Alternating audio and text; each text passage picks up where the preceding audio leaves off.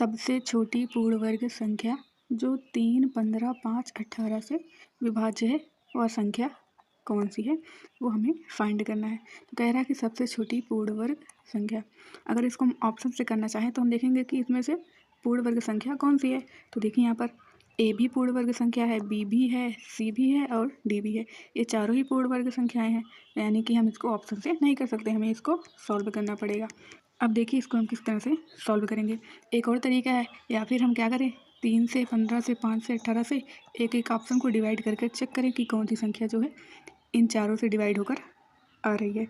या फिर इसको हम डिटेल से करके देख लेते हैं। तो देखिए हम इसको डिटेल से करके एक बार देख लेते हैं। तो चलिए अब इसको एक बार डिटेल से करके देख लेते हैं कि इसको हम किस तरह से सॉल्व करेंगे। सबसे पहले हम क्या करेंगे, 3, 5, 15, 18 का हम एलसीएम निकाल लेंगे। तो देखिए यहाँ पर एलसीएम हमने निकाल लिया है। एलसीएम कैसे निकालते हैं कि हम सबसे छोटी संख्याओं से इस संख्याओं को डिवाइड करते हैं। तो देखिए यहाँ पर हमने 2 से डिवाइड कर लिया। अब जब यहाँ से 2 से डिवाइड नहीं हो रहा था तो हम 2 से आगे की संख्या यानी कि 3 से डिवाइड किए। इस तरह से हमने इसका एलसीएम निकाल लिया। अब देखिए इसका जो एलसीएम निकल कर आ गया वो इनका जो गुणनफल आएगा वही इनका एलसीएम हो जाएगा। तो देखिए यहाँ पर 2 गुणे में 3 गुणे में 3 गुणे में 5, जब इनका हमने गुणा किया तो कितना निकल कर आ गया, 90 निकल कर आ गया। तो देखिए इसका एलसीएम हमने निकाल लिया 90। अब जो भी पूर्ण वर्ग संख्या होगी वो 90 से क्या होगी, डिवाइड होगी। तो चलिए इसको हम ऑप्शन में चेक करके देख लेते हैं कि कौन सी संख्या 90 से पूरी तरह से डिवाइड हो रही है।